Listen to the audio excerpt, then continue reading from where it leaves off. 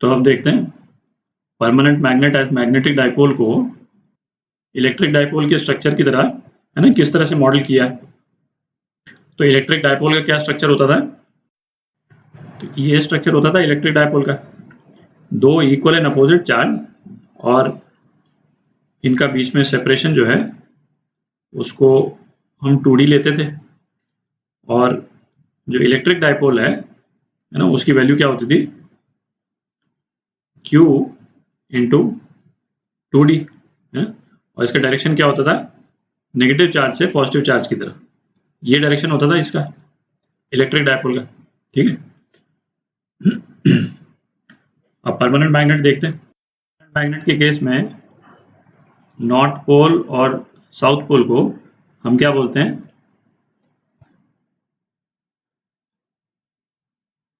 Magnetic poles बोलते हैं।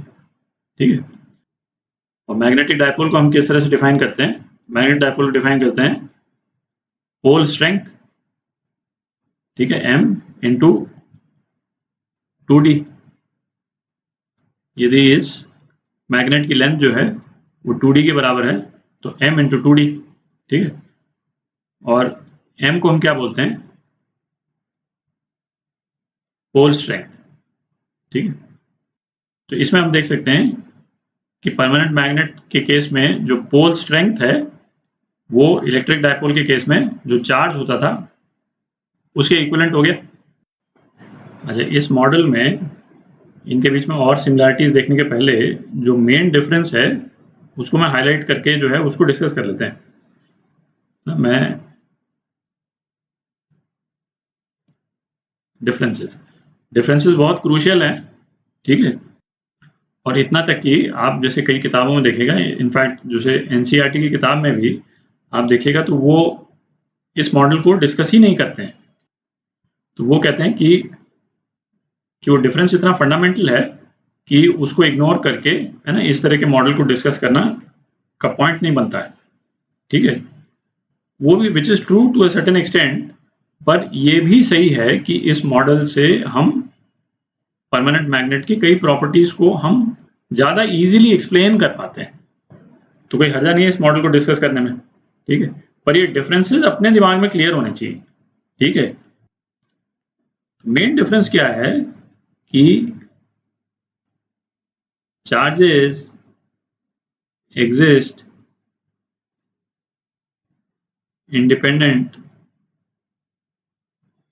of each other। क्या मतलब निकला कि पॉजिटिव चार्ज को एग्जिस्ट करने के लिए नेगेटिव चार्ज की जरूरत नहीं। पॉजिटिव चार्ज तो अपने से एग्जिस्ट करता है, और नेगेटिव चार्ज भी यूनिवर्स में इंडिपेंडेंटली एग्जिस्ट करता है। ये तो हम इन दोनों को पास में ले आते हैं तो एक डाइपोल बन जाता है, वो अलग बात है। बट हम चाहें तो ढेर सारा पॉजिटिव चार्ज एक कोने में और ढेर सारा नेगेटिव चार्ज एक कोने में हम अलग कर सकते हैं। ठीक है, जैसे इस डाइपोल को हम ये पॉजिटिव चार्ज को अलग अलग कर दें यदि, है ना, यदि जैसे ये किसी तरह से यहाँ पे इनको हमने पास किया हुआ है, यदि किसी फिजिकल मीडियम से इनको इस तरह से जोड़ा हुआ है, उसके यदि हम तोड़ देते हैं तो पॉजिटिव चार्ज अलग हो जाएगा, नेगेटिव चार्ज अलग हो जाएगा। ठीक है, ये चीज हम मैग्नेट के केस में नहीं कर सकते। ठीक है, क्या मतलब निकला इसका? तो इसका मतलब ये निकला कि यदि हम कहें कि हम नॉर्थ पोल को अलग कर दें और साउथ पोल को अलग कर दें, है ना, मैग्नेट को हम बीच में से तोड़ दें और नॉर्थ पोल अलग कर दें, साउथ पोल अलग कर दें, तो ऐसा होता नहीं है। ठीक है, तो ये क्या हो जाएगा, ये रिजल्ट में बेसिकली दो मैग्नेट्स बन जाएंगी। ठीक है, एक ये मैग्नेट और एक ये मैग्नेट, जिसमें यहाँ नॉर्थ साउथ आ जाएगा और यहाँ पे भी नॉर्थ साउथ आ जाएगा। ठीक है, इसी तरह से आप चाहें तो हम कहें कि भाई नहीं, इसको भी हम तोड़ करके कोशिश करें कि नॉर्थ पोल अलग हो जाए, साउथ पोल अलग हो जाए, है ना, वो होगा नहीं। तो कहने का मतलब क्या हो गया इन शॉर्ट कि मैग्नेटिक मोनोपोल्स मतलब अकेला नॉर्थ या अकेला साउथ। ठीक है, magnetic monopoles do not exist, है ना, ये यूनिवर्स में एग्जिस्ट नहीं करते हैं। नॉर्थ यदि होगा तो साउथ होना ही है। ठीक है, एक दूसरे के कंजंक्शन में ही एग्जिस्ट करते हैं। जैसे यहाँ पे इलेक्ट्रिक डाइपोल के केस में या इलेक्ट्रोस्टैटिक्स के केस में पॉजिटिव चार्ज के एग्जिस्ट करने के लिए उसके नियर विसिनिटी, उसके आसपास जो है नेगेटिव चार्ज का होना जरूरी नहीं, ठीक है। यहाँ पे नॉर्थ पोल एग्जिस्ट ही करेगा साउथ पोल के कंटेक्स्ट में, ठीक है, उसको हम अलग अलग नहीं कर सकते हैं।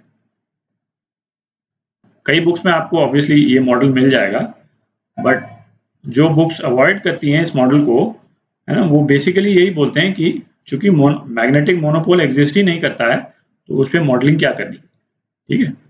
पर फिर भी अपन इस मॉडल को देखेंगे क्योंकि इससे हमको, है ना, एक तरह से फायदा होता है मैग्नेट्स को, मैग्नेट्स के बिहेवियर को अंडरस्टैंड करने के लिए, वो अभी आपको क्लियर हो जाएगा। अच्छा, दूसरा इंपॉर्टेंट डिफरेंस क्या हुआ, फील्ड डिस्ट्रीब्यूशन, ठीक है। चूंकि यहाँ मेरे को फील्ड बनाना है तो मैं लिख नहीं रहा हूँ, पर दूसरा है फील्ड डिस्ट्रीब्यूशन, उसको भी देखते हैं। अच्छा, इलेक्ट्रिक डायपोल का फील्ड डिस्ट्रीब्यूशन जो है वो इलेक्ट्रिक फील्ड डिस्ट्रीब्यूशन इस तरह से होता था, ये अपन देख चुके हैं पहले, ठीक है। तो इसमें मेन पॉइंट क्या है कि इलेक्ट्रिक फील्ड लाइंस हर बार पॉजिटिव चार्ज से ओरिजिनेट करेंगी और नेगेटिव चार्ज पे टर्मिनेट करती है, ठीक है। ये यहाँ से ओरिजिनेट की और यहाँ पे टर्मिनेट की, ठीक है, यहाँ से ओरिजिनेट की और यहाँ पे टर्मिनेट की, ठीक है। तो मेन क्रूशियल पॉइंट क्या है, टर्मिनेट हो रही है कहीं पे, ठीक है।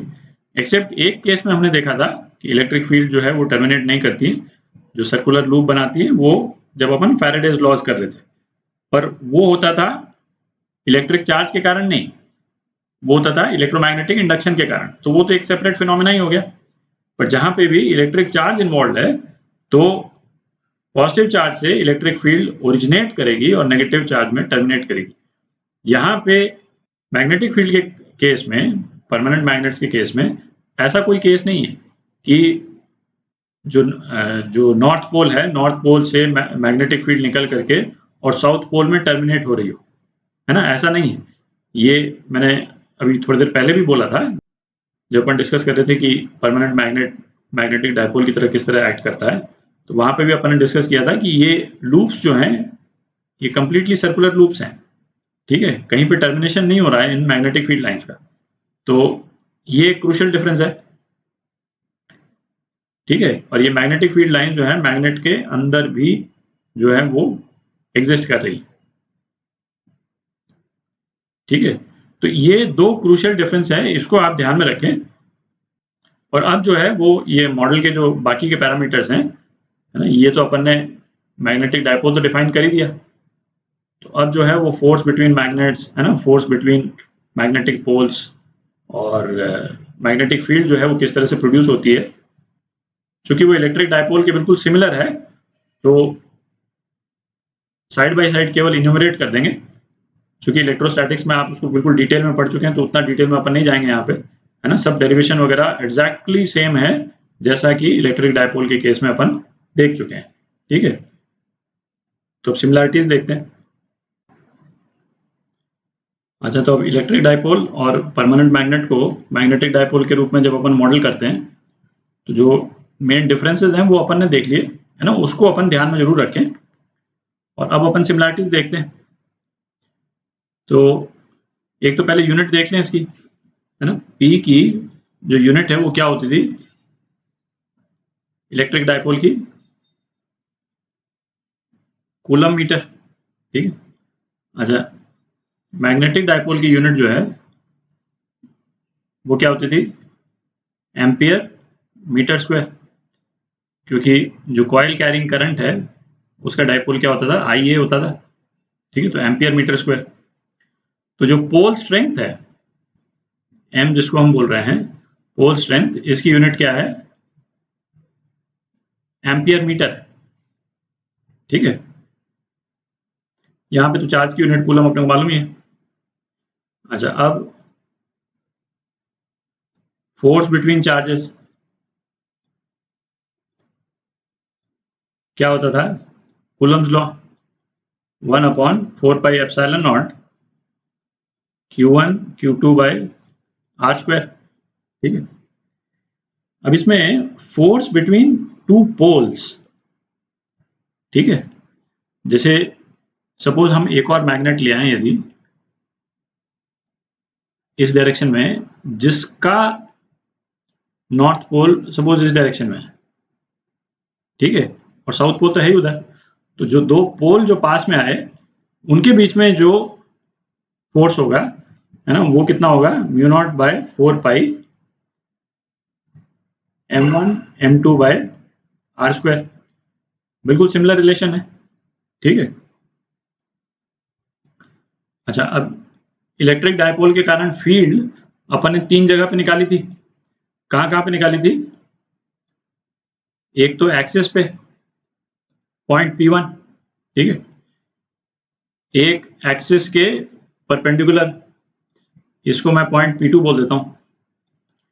ये बिल्कुल परपेंडिकुलर है, ठीक है, डिस्टेंस जो है x है। और तीसरा अपन ने कहां पे निकाला था? कोई भी एक जनरल पॉइंट P3, ठीक है, और इसको P3 की लोकेशन डायपोल के साथ में थीटा एंगल बना रही, ठीक है। तो पहले electric field due to a single charge, है ना, वो लिख लेते हैं। वो क्या होता था? 1/4 pi epsilon naught Q naught by r square, ठीक है, इसको तो एक्सप्लेन करने की जरूरत नहीं। इसी तरह से जो इस वाले मॉडल में magnetic field due to a single magnetic pole, वो कितना होता है? Mu naught by 4 pi m naught by r square, ठीक है। अब इस वाले फॉर्मुलेशन का एक्चुअली फायदा क्या है? देखिए, मैग्नेटिक पोल सेपरेट तो होता नहीं है, ठीक है। इस वाले फॉर्मुलेशन का फायदा क्या है कि जैसे डायपोल के केस में अपन ने इलेक्ट्रिक फील्ड निकाली थी 3 अलग अलग पॉइंट्स पे, जो अभी अपन ने डिस्कस किया। तो अपन क्या करते थे, अलग अलग चार्जेस की फील्ड जो है वो यहाँ पे निकाल करके और उनका वेक्टर समेशन कर देते थे, ठीक है। एग्जैक्टली इस तरह का एक्सरसाइज जो है इस वाले कॉन्सेप्ट के साथ में हम कर सकते हैं, है ना। अदरवाइज मतलब उस तरह की एक्सरसाइज करना मुश्किल है, ठीक है।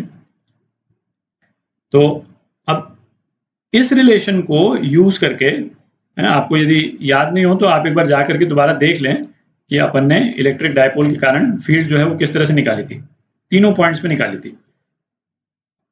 मैं फाइनल रिजल्ट केवल लिख देता हूं।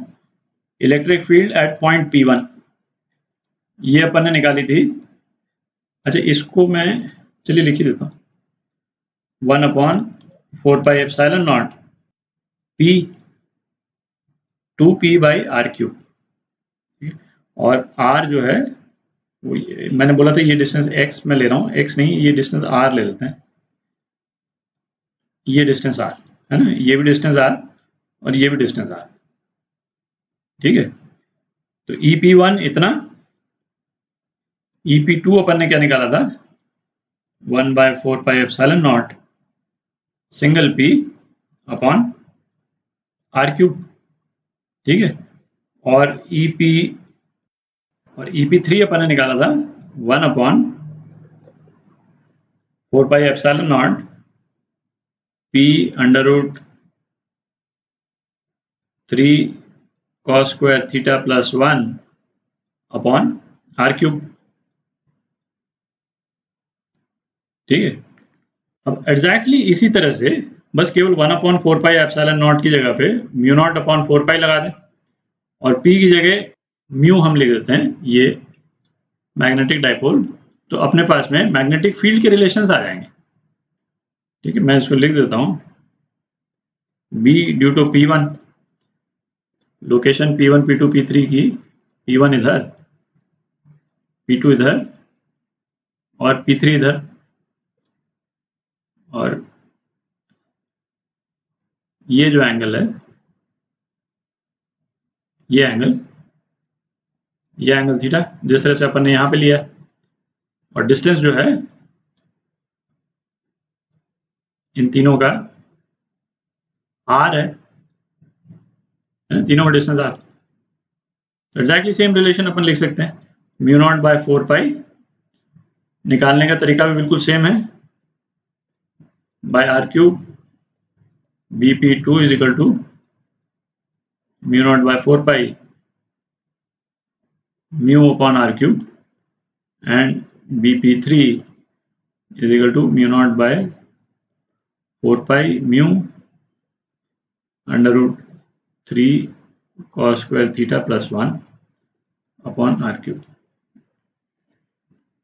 तो ये जो मॉडल है, जो इसको है ना, जिसमें अपन पोल स्ट्रेंथ का कॉन्सेप्ट यूज कर रहे हैं और मैग्नेटिक पोल्स के कॉन्सेप्ट को अपन यूज कर रहे हैं, तो ये जानते हुए भी कि मैग्नेटिक पोल जो है सेपरेट से आइसोलेट नहीं किया जा सकता, फिर भी इसको यूज करके और इस सिमिलैरिटीज को यूज करके, है ना, इस तरह के यूजफुल रिजल्ट्स जो है वो हम निकाल सकते हैं।